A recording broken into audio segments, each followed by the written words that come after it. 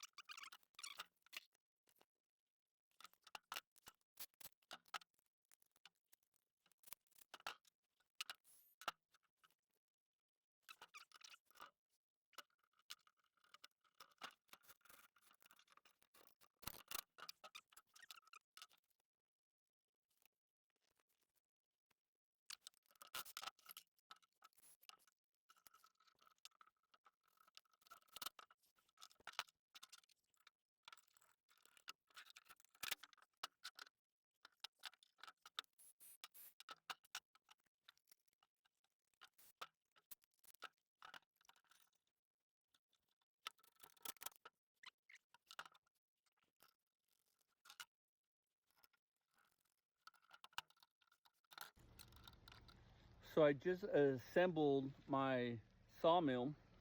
Well, I guess it's a small sawmill. I'll show you here in a second. But I'm out in the woods. I just cut down a tree earlier, and I'm gonna be I'm hauling it out here with my Jeep. So I don't have a chain. I have a rope, but it's like 50 feet long, and I don't want to just drag it or hang it over nothing. So I wanted to see if it'll work. We're gonna give it a shot. So I didn't go that far.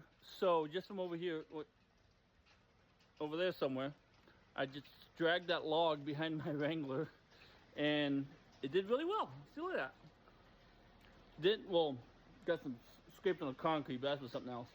But now I got a portable sawmill thing that I just put together. It is right here, right there, and it's only good enough. I only have a 14-inch blade, or 14-inch bar, excuse me, and it'll only cut 9 inches. So I'm gonna see if I can cut a few inches off the top and a few inches off the bottom of the log and see if it works. We'll see.